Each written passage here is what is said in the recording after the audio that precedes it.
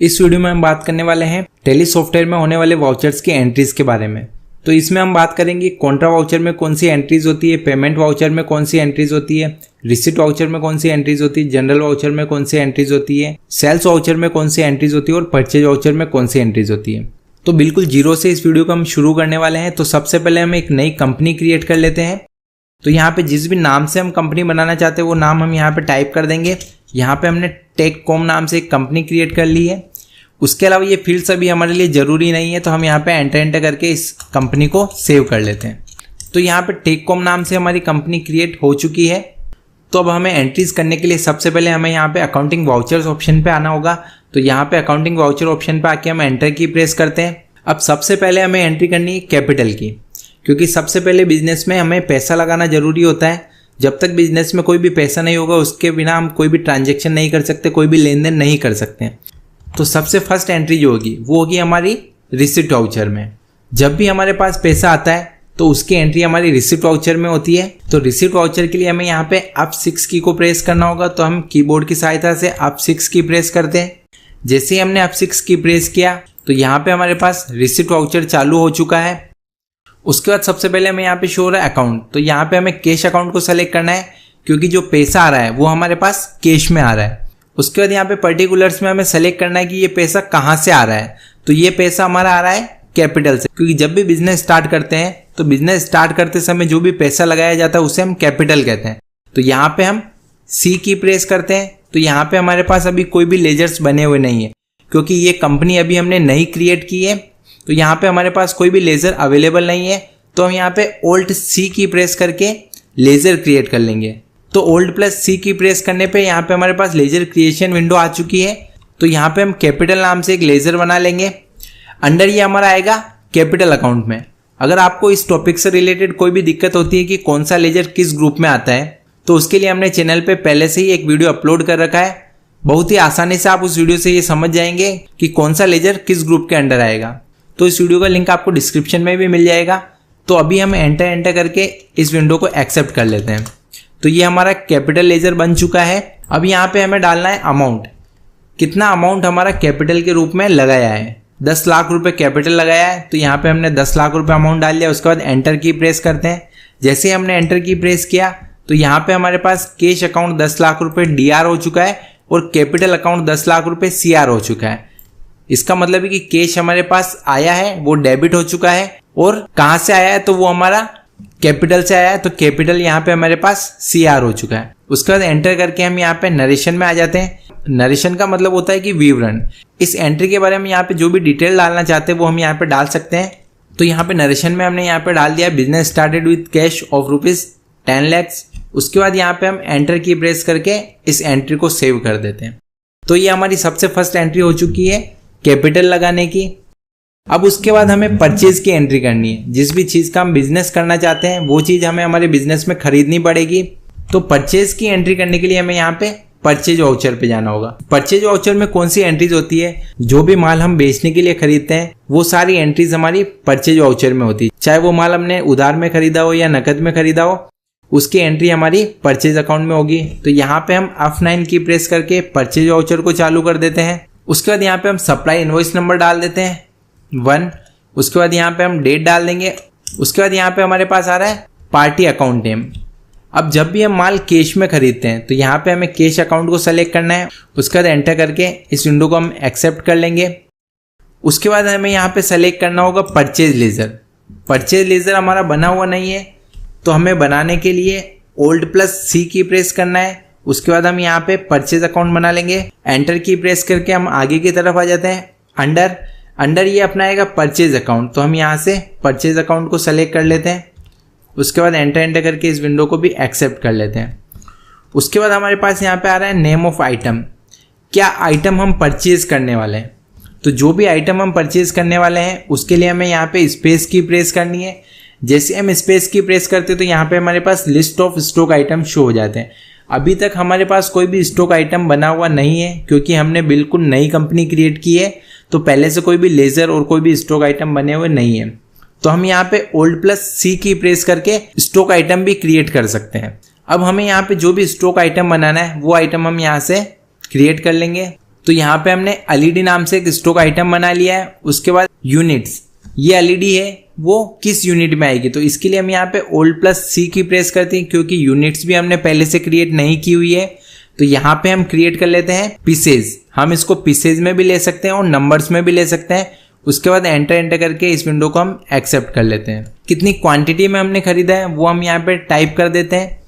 10 LED हमने खरीदी है। उसके बाद एंटर की प्रेस करते हैं। किस रेट से हमने परचेज की है, तो 10,000 रुपये की रेट से हमने परचेज किया। तो उसके बाद एंटर की प्रेस करके टोटल हमारे पास आ चुका है 1 लाख रुपए। अगर हम इस बिल को प्रिंट करके देखना चाहते हैं या प्रिंट करना चाहते हैं तो उसके लिए हमें यहाँ पे Alt+P की प्रेस करना होगा। उसके बाद हम यहाँ पे एंटर की प्रेस करेंगे। जैसे हमने एंटर की प्रेस की तो ये बिल हमारे सामने शो हो चुका है। अगर ये बिल आपको जूम करके देखना है तो यहाँ पे जूम ऑप्शन पे क्लिक करके हम इस बिल को जूम कर सकते हैं। तो ये बिल हमारा बन चुका है। हमारी कंपनी का नाम यहाँ पे शो हो रहा है, कैश में हमने परचेज किया है और यहाँ पे क्या आइटम हमने परचेज किया है, कितनी क्वांटिटी में किया है, किस रेट में किया है, तो वो सब हमें इस बिल में शो हो रहा है। उसके बाद एस्केप की प्रेस करके हम पीछे की तरफ आ जाते हैं। एंटर करके इस बिल को सेव कर लेते हैं। अभी जो हमने माल खरीदा था वो हमने खरीदा था कैश में। अब हमें उधार में माल खरीदना है, तो उसके लिए हम यहाँ पे इनवॉइस नंबर डाल देते हैं। उसके बाद हम यहाँ पे डेट डाल देते हैं, पार्टी अकाउंट नेम। अब जो माल हम खरीद रहे हैं वो किस व्यक्ति से या किस शॉप से खरीद रहे हैं तो उसका नाम यहाँ पे आ जाएगा। अगर हम जो भी माल कैश में खरीदते हैं तो हम यहाँ पे कैश सेलेक्ट करते हैं, और अगर उधार में खरीदते हैं तो उस पार्टी का नाम यहाँ पे सेलेक्ट करते हैं। तो ये माल हम खरीद रहे हैं इलेक्ट्रॉनिक वर्ल्ड से, तो इलेक्ट्रॉनिक वर्ल्ड हमारे लिए सन्ड्री क्रेडिटर्स होगा। क्रेडिटर्स क्या होते हैं, जो भी व्यक्ति हमसे पैसा मांगता है या जिस भी व्यक्ति से हम उधार में माल खरीदते हैं वो हमारे सन्ड्री क्रेडिटर्स कहलाते हैं। इसके लिए मैंने चैनल पे ऑलरेडी वीडियो अपलोड किया हुआ है, उसका लिंक आपको वीडियो के डिस्क्रिप्शन में दे दूंगा, तो उसको देख के आप क्रेडिटर डेटर्स इनके बारे में भी अच्छे से जान पाएंगे। तो उसके बाद हम यहाँ पे एंटर की प्रेस करके इस विंडो को भी एक्सेप्ट कर लेते हैं। अब यहाँ पे हमें सेलेक्ट करना है परचेज लेजर। अब परचेज लेजर पहले हमारे पास बना हुआ नहीं था, तो यहाँ पे हमें शो नहीं हो रहा था और हमने यहाँ पे Alt+C की प्रेस करके परचेज लेजर को क्रिएट किया था। अब हमारे पास परचेज लेजर बना हुआ है, तो हम यहाँ पे एंटर की प्रेस करके परचेज लेजर को सेलेक्ट कर लेते हैं। उसके बाद नेम ऑफ आइटम, क्या आइटम हम परचेज करने वाले हैं, तो यहाँ पे हम स्पेस की प्रेस करते हैं। तो यहाँ पे हमारे पास लिस्ट में एक आइटम शो हो रहा है एलईडी, जो कि अभी हमने क्रिएट किया था। अब हम इलेक्ट्रॉनिक वर्ल्ड से फ्रिज परचेज करने वाले हैं, तो फ्रिज आइटम हमारा यहाँ पे बना हुआ नहीं है, तो हम यहाँ पे Alt+C की प्रेस करके फ्रिज आइटम को क्रिएट कर लेंगे। उसके बाद एंटर करके यूनिट्स हम सेलेक्ट कर लेंगे पीसेज, और उसको हम एंटर करके एक्सेप्ट कर लेंगे। उसके बाद कितनी क्वांटिटी में हमने फ्रिज परचेज किए हैं, तो 10 फ्रिज हमने परचेज किए, तो यहाँ पे 10 डाल देंगे। किस रेट से हमने परचेज किया तो वो अमाउंट हम यहाँ पे डाल देंगे। तो यहाँ पे टोटल 1 लाख रुपए के फ्रिज हमने परचेज कर लिए हैं। उसके बाद एंटर करके इस विंडो को हम एक्सेप्ट कर लेंगे। अब हमने एक बार कैश में माल परचेज किया था और एक बार हमने क्रेडिट में, मतलब कि उधार में परचेज किया था, और उधार में जो परचेज किया था वो हमने परचेज किया था इलेक्ट्रॉनिक वर्ल्ड से। तो अब इलेक्ट्रॉनिक वर्ल्ड को हमें पेमेंट करना है, तो जब भी हम किसी को पैसा देते हैं तो उसकी एंट्री हमारी होती है पेमेंट वाउचर में। तो पेमेंट वाउचर के लिए हमें यहाँ पे F5 की को प्रेस करना होगा। जैसे ही हम F5 की प्रेस करते हैं तो यहाँ पे पेमेंट वाउचर हमारे पास चालू हो चुका है। उसके बाद अकाउंट में हम सेलेक्ट करते हैं कि ये पेमेंट हम कैश में दे रहे हैं या बैंक के थ्रू दे रहे हैं। तो अभी हमारे पास कैश अवेलेबल है, तो हम यहाँ पे C की प्रेस करते हैं और यहाँ पे एंटर की प्रेस करते हैं। तो अभी जो हमारे पास कैश अवेलेबल है वो हमें यहाँ पे बता रहा है कि 9 लाख रुपए DR का मतलब डेबिट। 9 लाख रुपए हमारे पास अभी अवेलेबल है। अभी हमारे बिजनेस में 9 लाख रुपए पड़े हुए हैं। 10 लाख रुपए टोटल थे हमारे पास, जिसमें से 1 लाख का हमने कैश में माल परचेज कर लिया, तो 9 लाख रुपए हमारे पास कैश पड़े हुए हैं। अब पेमेंट जो करना है वो हमें करना है इलेक्ट्रॉनिक वर्ड्स को। तो यहाँ पे हम E की प्रेस करते हैं, तो यहाँ पे लिस्ट में हमारे पास इलेक्ट्रॉनिक वर्ड शो हो रहा है, तो यहाँ से हम एंटर की प्रेस कर लेते हैं। उसके बाद इलेक्ट्रॉनिक वर्ड हमसे कितना पैसा मांगता है, तो उसके लिए हमें कहीं भी जाने की जरूरत नहीं है। जैसे ही हम इलेक्ट्रॉनिक वर्ड्स का लेजर सेलेक्ट करेंगे उसी के नीचे हमें यहाँ पे शो कर देगा करंट बैलेंस। करंट बैलेंस अभी हमारे पास आ रहा है 1 लाख रुपए CR का मतलब होता है क्रेडिटर। जो भी व्यक्ति हमसे पैसा मांगता है वो हमारा क्रेडिटर होता है। तो यहाँ पे CR आ रहा है, इसका मतलब इलेक्ट्रॉनिक वर्ड्स हमसे पैसा मांगता है। अगर यहाँ पे DR आ रहा होता तो इसका मतलब इलेक्ट्रॉनिक वर्ड से हम पैसा मांगते हैं। तो यहाँ पे अभी CR आ रहा है, तो यहाँ पे हम इलेक्ट्रॉनिक वर्ड्स को पैसा दे देते हैं। तो यहाँ पे हम इलेक्ट्रॉनिक वर्ड्स को 50,000 रुपए का पेमेंट करने वाले हैं। तो जैसे हम 50,000 रुपये का पेमेंट करेंगे तो हमारे पास जो कैश अवेलेबल है 9 लाख रुपए, वो हमारे पास रह जाएगा 8.5 लाख रुपए। और अभी जो इलेक्ट्रॉनिक वर्ड्स हमसे पैसा मांगता है 1 लाख रुपए, तो यहाँ पे बैलेंस आ जाएगा हमारा 50,000 रुपये। तो यहाँ पे हमने 50,000 रुपये अमाउंट डाल के एंटर की प्रेस करते हैं। जैसे हमने एंटर की प्रेस किया तो यहाँ पे हमारे कैश बैलेंस हो चुका है 8,50,000 रुपये और इलेक्ट्रॉनिक वर्ड्स अब हमसे मांगता है 50,000 रुपये CR। इसका मतलब क्रेडिटर है, वो हमसे 50,000 रुपये अब और मांगता है। उसके बाद एंटर करके इस विंडो को हम एक्सेप्ट कर लेते हैं। उसके बाद हम इलेक्ट्रॉनिक वर्ड्स को और पेमेंट करना चाहते हैं तो वापस हम यहाँ पे कैश अकाउंट को सेलेक्ट करेंगे। कैश हमारे पास कितना अवेलेबल है वो हमें यहाँ पे बता रहा है, 8,50,000 रुपये हमारे पास अवेलेबल है। किसको पेमेंट करना है, तो यहाँ पे हमें इलेक्ट्रॉनिक वर्ड्स को पेमेंट करना है। कितना पेमेंट करना है, तो 50,000 रुपये का पेमेंट हमें करना है। तो यहाँ पे हम 50,000 रुपये अमाउंट डाल देते हैं। उसके बाद जैसे हम एंटर की प्रेस करेंगे तो अभी हमारे पास जो कैश बैलेंस 8,50,000 रुपये पड़ा है वो हमारा यहाँ पे रहेगा 8 लाख रुपए, और इलेक्ट्रॉनिक वर्ड्स का जो 50,000 रुपये क्रेडिट बैलेंस आ रहा है वो यहाँ पे 0 हो जाएगा। तो हम यहाँ पे एंटर की प्रेस करते हैं। जैसे हमने एंटर की प्रेस किया तो यहाँ पे आप देख पा रहे हैं कि हमारा कैश बैलेंस 8 लाख रुपए हो चुका है और इलेक्ट्रॉनिक वर्ड्स हमसे कुछ भी पेमेंट नहीं मांगता है। उसके बाद एंटर करके इस बिल को हम सेव कर लेते हैं। तो ये हमारी परचेज की और पेमेंट की एंट्रीज हो चुकी है। अब हम एंट्री करने वाले हैं सेल्स की। तो सेल्स की एंट्री करने के लिए हमें यहाँ पे सेल्स वाउचर पे जाना होगा। उसके लिए हम यहाँ पे F8 की प्रेस करेंगे। F8 की प्रेस करने पे सेल्स वाउचर हमारे पास यहाँ पे चालू हो चुका है। अब सबसे पहले रेफरेंस नंबर, तो यहाँ पे हम हमारा बिल नंबर डाल देंगे। उसके बाद एंटर की प्रेस करते हैं। अब यहाँ पे अगर हम कैश में माल सेल कर रहे हैं तो यहाँ से हमें कैश अकाउंट को सेलेक्ट करना होगा। तो हम यहाँ पे पहले एक बार कैश में माल सेल करके देखते हैं। तो यहाँ से हमने कैश को सेलेक्ट कर लिया। डिस्पैच डिटेल, ऑर्डर डिटेल्स के बारे में हम बाद में बात करेंगे। इस विंडो को हम एंटर करके एक्सेप्ट कर लेते हैं। उसके बाद यहाँ पे हमारे पास आता है सेल्स लेजर। तो सेल्स लेजर अभी हमारा बना हुआ नहीं है, तो यहाँ पे Alt+C की प्रेस करके हम सेल्स लेजर को क्रिएट कर लेंगे। सेल्स हमारा अंडर आएगा सेल्स अकाउंट, तो यहाँ से हम सेल्स अकाउंट को सेलेक्ट कर लेते हैं। उसके बाद एंटर करके इस विंडो को एक्सेप्ट कर लेते हैं। उसके बाद नेम ऑफ आइटम, क्या आइटम हम सेल करने वाले हैं, तो यहाँ पे हमें स्पेस की प्रेस करना है। तो जो भी आइटम्स हमारे पास अवेलेबल होंगे वो सब हमें यहाँ पे शो कर देगा। तो यहाँ पे हमारे पास फ्रिज और LED अवेलेबल है, और कितना अवेलेबल है वो हमें यहाँ पे शो कर रहा है, 10-10 पीसेस दोनों अवेलेबल है। तो हम जो भी आइटम सेल करना चाहते हैं वो हम यहाँ से सेलेक्ट कर लेंगे। हमने यहाँ से सेलेक्ट कर लिया LED। यहाँ पे हम कितनी LED सेल करने वाले हैं, क्वांटिटी यहाँ हम डाल देंगे। किस रेट से सेल करने वाले हैं तो वो अमाउंट हम यहाँ पे डाल देंगे। उसके बाद एंटर की प्रेस करते तो बिल का टोटल हमारे पास यहाँ पे आ जाएगा। अभी हमारे पास जो कैश का बैलेंस है वो हमें यहाँ पे शो कर रहा है 8 लाख रुपए, और ये माल हम कैश में बेच रहे हैं। तो ये 1 लाख रुपए जो हमारे पास आएंगे ये अमाउंट भी हमारा इस कैश के अंदर ऐड हो जाएगा। तो चलिए हम इसको करके देखते हैं। यहाँ पे हम एंटर की प्रेस करके इस बिल को सेव कर लेते हैं। तो ये बिल हमारा सेव हो चुका है। उसके बाद वापस हम यहाँ पे कैश लेजर को सेलेक्ट करते हैं। जैसे हम कैश लेजर को सेलेक्ट करते हैं तो यहाँ पे हमारे पास कैश का बैलेंस शो कर देगा हमें 9 लाख रुपए। तो पहले जो 8 लाख रुपए बैलेंस था वो अब हमारा 9 लाख रुपए हो चुका है। जो अभी हमने 1 लाख रुपए का माल बेचा था वो 1 लाख रुपए भी हमारे कैश के अंदर ऐड हो चुके हैं। उसके बाद हम माल बेचने वाले हैं उधार में। तो उसके लिए हमें यहाँ पे पार्टी अकाउंट नेम में एक पार्टी क्रिएट करनी होगी जिस पार्टी को हम उधार में माल बेच रहे हैं। तो हम यहाँ पे Alt+C की प्रेस करके एक पार्टी का लेजर क्रिएट कर लेते हैं। तो यहाँ पे हमने अरविंद नाम से एक लेजर बना लिया। अंडर ये अपना आएगा सन्ड्री डेटर्स। इसको हम उधार में माल बेच रहे हैं तो इससे हम पैसा मांगते हैं। तो जिस भी व्यक्ति से हम पैसा मांगते हैं वो हमारा सन्ड्री डेटर्स होता है। तो यहाँ से हम डेटर्स लेके एंटर करके इस विंडो को एक्सेप्ट कर लेंगे। उसके बाद एंटर करके इस विंडो को भी एक्सेप्ट कर लेते हैं। यहाँ पे हमारे पास सेल्स लेजर बना हुआ है तो हम सेल्स को सेलेक्ट कर लेंगे।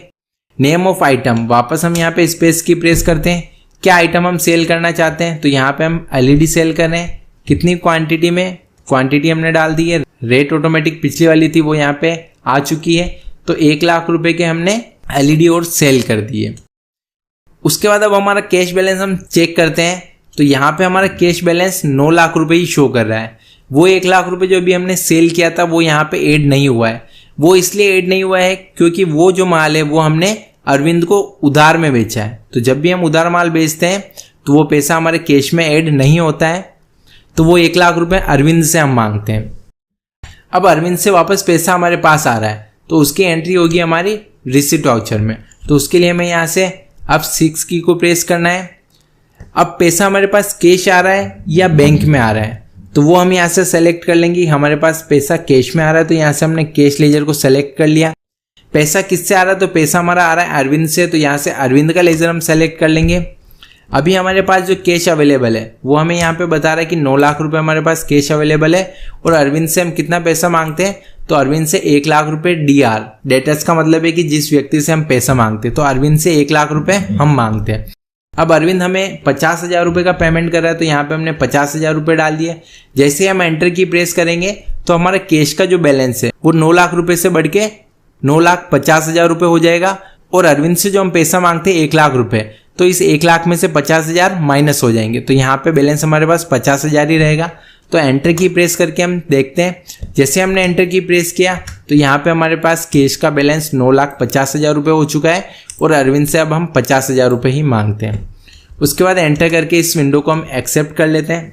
अब अरविंद से जो हम 50,000 रुपये मांगते हैं वो पैसा अरविंद हमें चेक के थ्रू दे रहा है, तो चेक के थ्रू दे रहा है तो वो पैसा हमारा कैश तो आएगा नहीं, तो वो हमारा आएगा बैंक अकाउंट में। अब बैंक अकाउंट हमारा बना हुआ नहीं है तो Alt+C की प्रेस करके हम यहाँ पे एक बैंक अकाउंट क्रिएट कर लेंगे। अंडर बैंक अकाउंट अपना आएगा बैंक अकाउंट में। उसके बाद एंटर करके इस विंडो को एक्सेप्ट कर लेते हैं। उसके बाद पैसा किससे आ रहा है हमारे पास, अरविंद से, तो अरविंद का लेजर हमने यहाँ पे सेलेक्ट कर लिया। उसके बाद वापस हम एक बार बैलेंस पे नजर डालते हैं कि बैंक अकाउंट जो है उसमें हमारे पास करंट बैलेंस अभी नील आ रहा है, क्योंकि अभी हमने बैंक अकाउंट क्रिएट किया तो इसके अंदर कोई भी बैलेंस हमारे पास अवेलेबल नहीं है। और पैसा जो आ रहा है वो आ रहा है हमारा अरविंद से। अरविंद से हम 50,000 रुपये मांगते हैं तो वो 50,000 रुपये हमारे पास आ रहे हैं। तो जैसे हम ये 50,000 रुपये यहाँ पे एंटर करेंगे तो ये 50,000 रुपये हमारा बैंक अकाउंट में ऐड हो जाएगा और अरविंद से जो हम 50,000 रुपये मांगते हैं तो ये बैलेंस उसका 0 हो जाएगा। तो इस एंट्री को हम करके देखते हैं। यहाँ पे हम एंटर की प्रेस करते हैं। जैसे हमने एंटर की प्रेस किया तो यहाँ पे हमारा बैंक बैलेंस 50,000 रुपये हो चुका है और यहाँ पे अरविंद का जो बैलेंस आ रहा है वो हमारे पास 0 हो चुका है। अरविंद से जो पैसा मांगते थे वो पैसा हमारे पास बैंक में आ चुका है। उसके बाद एंटर करके इस विंडो को हम एक्सेप्ट कर लेते हैं। अब हमें कैश और बैंक बैलेंस को चेक करना है तो उसके लिए हम एस्केप की प्रेस करके पीछे की तरफ आ जाते हैं। उसके बाद हम यहाँ पे डिस्प्ले ऑप्शन पे जाते हैं। उसके बाद हमारे पास यहाँ पे ऑप्शन आता है अकाउंट्स बुक, यहाँ पे हम एंटर की प्रेस करते हैं। उसके बाद सबसे ऊपर की तरफ हमारे पास ऑप्शन आता है कैश और बैंक बुक, इस पर हम एंटर की प्रेस करते हैं। तो जैसे हम एंटर की प्रेस करते हैं तो यहाँ पे हमारे पास कैश इन हैंड कितना पड़ा है 9,50,000 रुपये, वो हमें यहाँ पे शो कर रहा है और हमारे पास बैंक अकाउंट में कितना पड़ा है 50,000 रुपये, वो हमें यहाँ पे शो कर रहा है। तो टोटल जो अमाउंट अभी हमारे पास पड़ा है वो हमें यहाँ पे शो कर रहा है 10 लाख रुपये। और अगर हम देखना चाहते हैं कि हमारे पास कितना माल अभी पड़ा हुआ है तो उसके लिए हमें यहाँ पे स्टॉक समरी ऑप्शन पे आना होगा।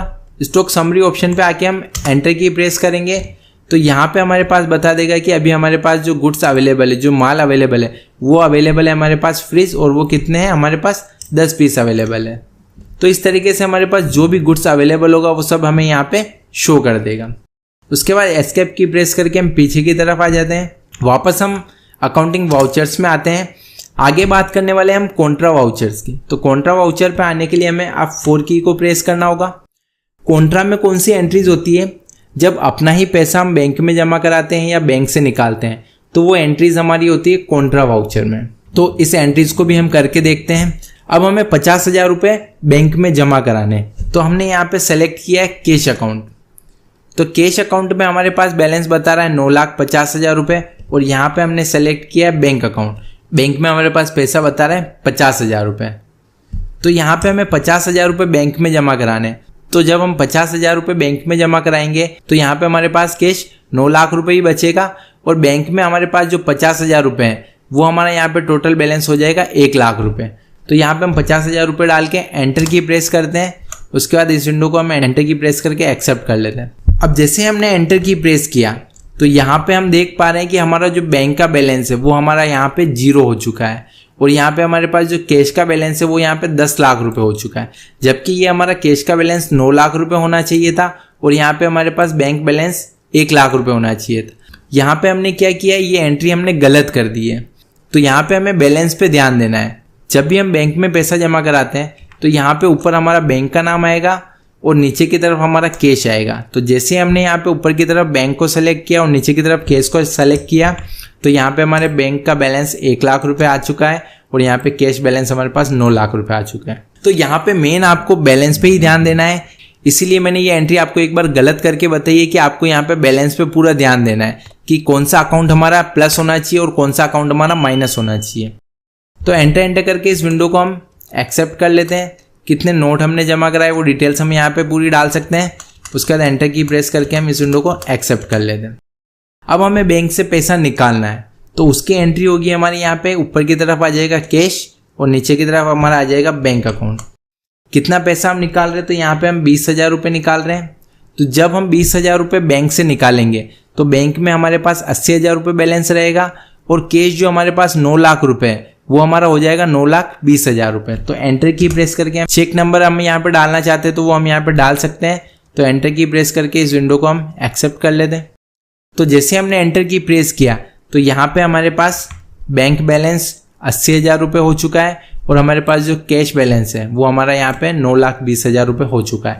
इसका मतलब ये एंट्री हमारी बिल्कुल सही है। उसके बाद एंटर करके इस विंडो को हम एक्सेप्ट कर लेते हैं। तो यहाँ पे हमारी कॉन्ट्रा, पेमेंट, रिसिप्ट, सेल और परचेज की एंट्रीज हो चुकी है।